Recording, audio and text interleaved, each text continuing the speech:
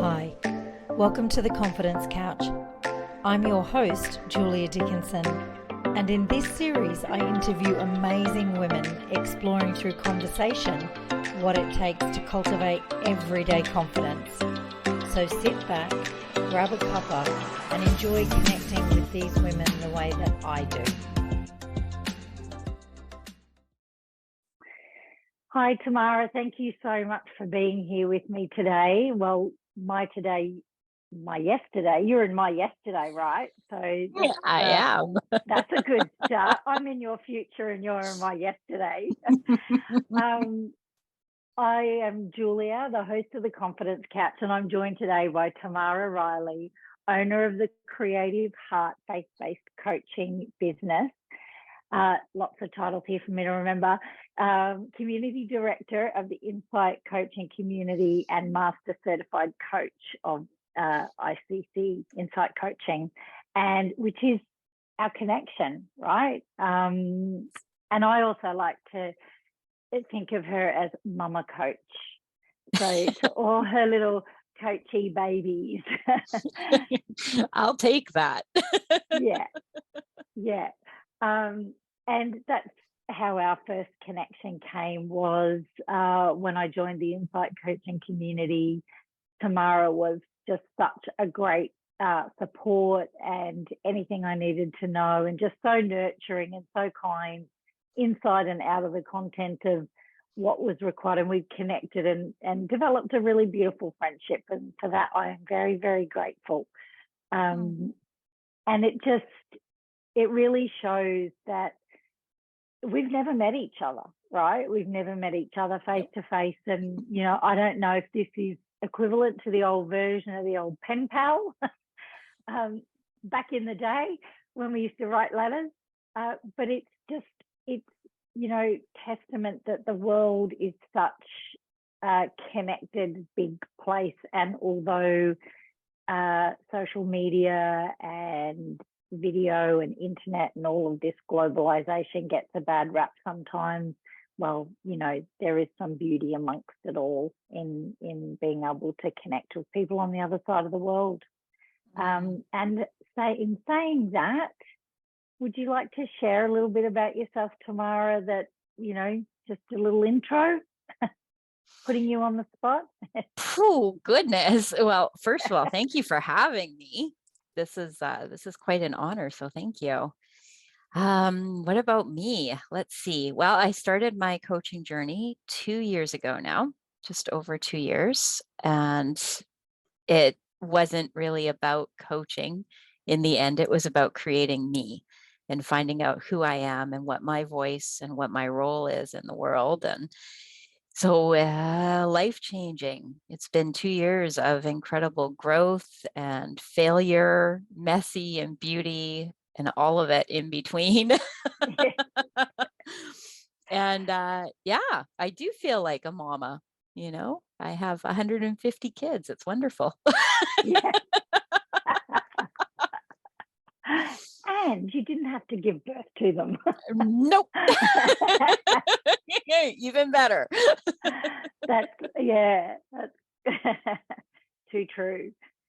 And well, you know why we're connected here today, and it's talking about confidence, and what I really connected to in your story, which I know well, and the reason that I wanted to create this space today for you to share, because I think you come across now as somebody who's got this confidence, and you know, you just keep pressing forward, but it wasn't always like that, and I know that. And this is the part of the story where I connected, because I think sometimes people think confidence has to be big and brash, and you know, you're mowing down walls, and you're kind of crashing through, and you know, being what sometimes people perceive to be arrogant, you know. And that's actually not what confidence is, you know. And you have just got this beautiful way of showing up and cultivating confidence, and I want you to share that. Thank you. Yeah, I definitely was. I wouldn't even say I'm confident now. But I really wasn't 2 years ago. I was definitely the girl hiding behind the curtain, not comfortable on like doing this would have been unheard of for me 2 years ago. I didn't even know what Zoom was 2 years ago. Never mind get on it with someone. I was very much a person who hid her voice. To the point where I wouldn't talk on the phone. My own children, the actual ones I gave birth to, knew, don't call mom unless you're bleeding or dying, because she doesn't answer the phone. She doesn't talk on the phone, like just text her. And I don't know what changed that. All I can say is really, really small steps and just poking at what could be possible if I stepped out just a little bit, because I can always go back. But once you step out, you don't want to go back anymore. Yeah. Wow. That's really beautiful. I love that. Like it's little steps and you can always go back. Yeah. And that really amazing question you just asked yourself there, like what could be possible? Yeah. That's the playground. Yeah. What could be possible? And that's what we lose from being kids, right? Kids are full of confidence. They're full of that, that, just give it a go, but over time and layers and experiences, we lose that ability to just give it a go and see what happens. And if it doesn't work out, we lose that courage, that bravery that we had when we were kids to just, we didn't even have, it wasn't even bravery or courage because we didn't have to intentionally do it, right? We just jumped in and just gave things a go. And actually coming back to that place of what is possible, giving yourself permission to just baby step, and then what's going to happen if you don't do it. So why not open up? That's amazing. You also said there, Tamara, that you don't necessarily consider yourself confident now. Could you share or expand a little bit on that? Absolutely. There's no step that I've ever taken that I'm not scared while I'm taking it. Yeah. But for me, I'm more scared of not taking it than I am of taking it.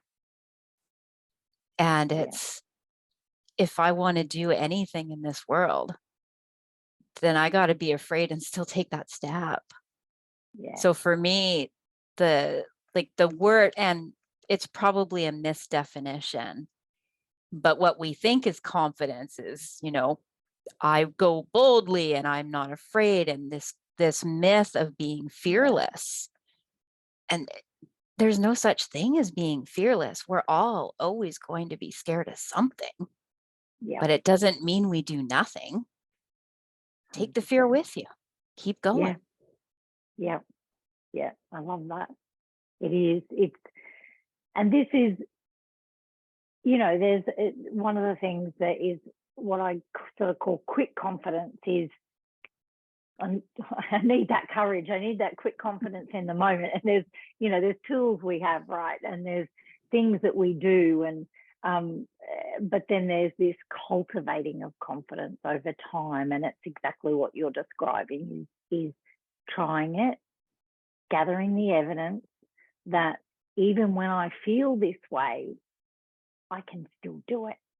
I can still go for it. I can still just take that step, and it doesn't have to be big, and it can be the tiniest little step that just keeps you moving forward and experiencing life. And then other people look in and they see confidence, but you're shit scared. So having acknowledged that, is there any tool that you think you could share? Is there any little mantra? Is there a little thing that you tell yourself in that moment where you're on the precipice and you want to do something, your heart wants you to do something, but your head is saying, Tamara, what the hell do you think you're doing? That's a great question. There's a couple different things I do. For me, the first thing I do is ground myself in the Word. So I'm constantly reading my Bible, coming back to who God says I am. Yeah. And my confidence, if I have any, is in Him and Yeah. who He's made me to be. And then the follow-up for that is, what's the worst that can happen? Like, the world's not going to end. Yeah. If whatever I'm doing, flops, then I get to learn. Yeah. So those are the two big things that I do. Yeah. Yeah.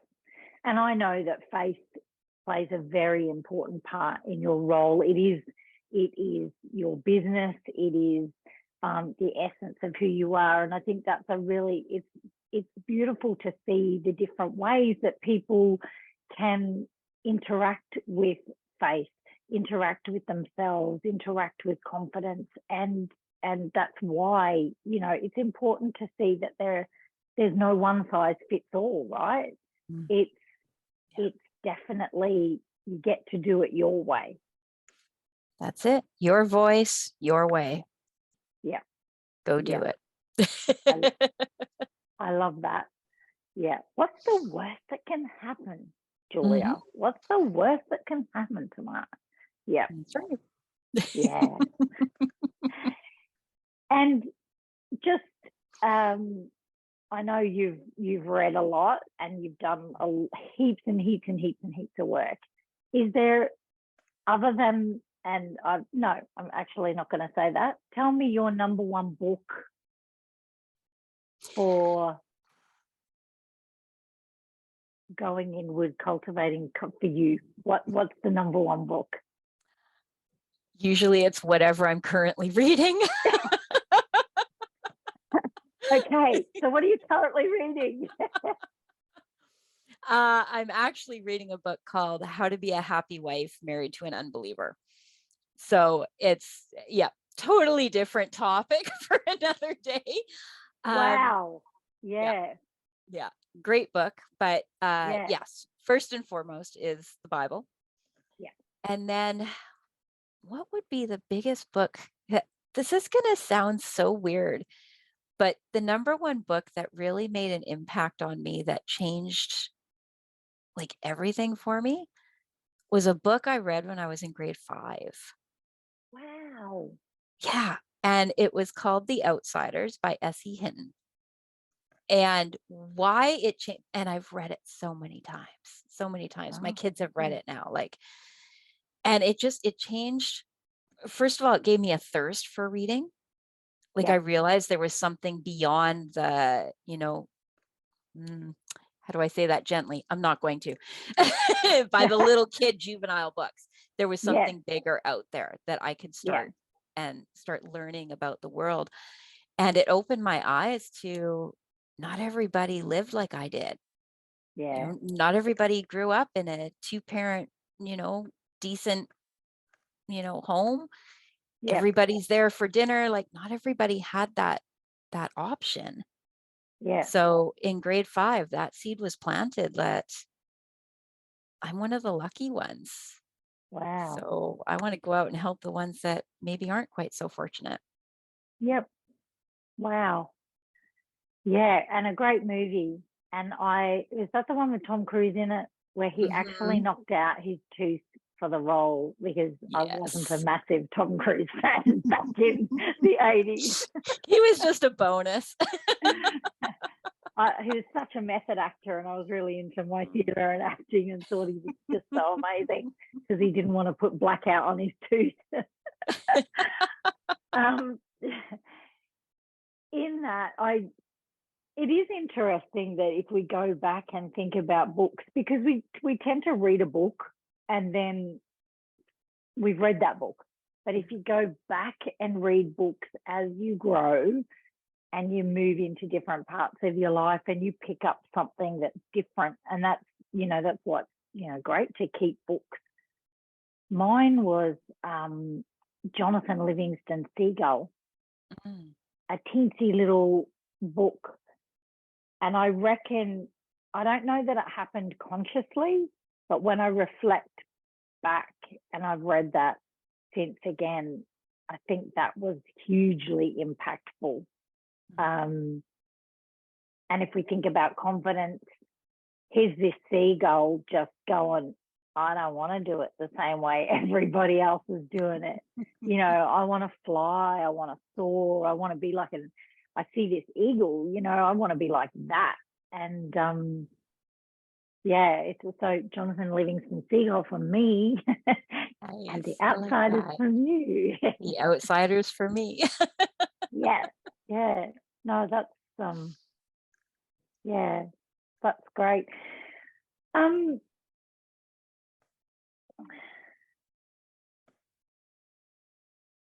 I really want to just ask you now, is there anything else around confidence that you feel that is really important, or that's been an important part of your journey that you haven't shared today? Because I really want whoever, like there's no pressure here. If one person sees this video and takes something from it, and I know that you feel connected to that as well, that it helps them either take that baby step or create a little bit of confidence in their life. Is there anything else left that you'd like to share? I just want to open up the invitation. No, I love that. Thank you. If I had to say one thing to anyone who's listening, who catches this 10 years from now, is when we get into that place where we feel like we don't have the confidence, we're scared to move forward, to take that little step, remember who you are. Just go back to who you are, because that confidence piece, when we feel like we're lacking it, it's because we are basing who we are on what everybody else thinks. Yeah. That's not who we are. We were made perfect, whole, and on purpose. Yeah. So just remember that. Yeah. That's beautiful. Oh, got a little really connected. And I would think, Tamara, is that if you had the opportunity to go back in time, is that what you would have told yourself when you were younger? 100%. Yeah. 100%. There's so many things I would have done in my life different if someone would have sat with me and said, remember who you are. Yeah. Yeah. Wow. Remember who you are. Yeah. Yeah. I really love that. Whew. Well, that kind of feels like a really good place to leave people with that question, remember, or that statement of remember who you are. And maybe if you're watching this, what I would invite you to do is maybe sit down and journal on that and say, who am I? Like, there's all these things that people expect of me. There are all these expectations, these, people saying I should be doing this, I should be doing that. What is it that I want? What is it? Who am I underneath the mum, the coaching director, for me, the IT worker, the person who's producing videos, the mum, the this, the that, the daughter, underneath all of that, who am I? Yeah. Right. Don't be afraid to drop the labels that other people put on you. No. And that's it. That's confidence, is actually tapping back into that and bringing that part of yourself forward. Yeah. Oh, thank you so much. I think let's tie a bow on it, Tamara. Sounds good. Thank you so much for having me. This was fun. Thank you. That's great. And I am sure that there is somebody out there. I reckon there's several people out there that are definitely going to get something from this. Well, you have a lovely time over there in Alberta, Canada, in the freezing cold, while I enjoy the summer sunshine here in Sunshine Coast, Australia. Quit bragging. Yeah. And yeah, have a beautiful rest of your day. Thank you. You as well. Bye. Bye. Bye.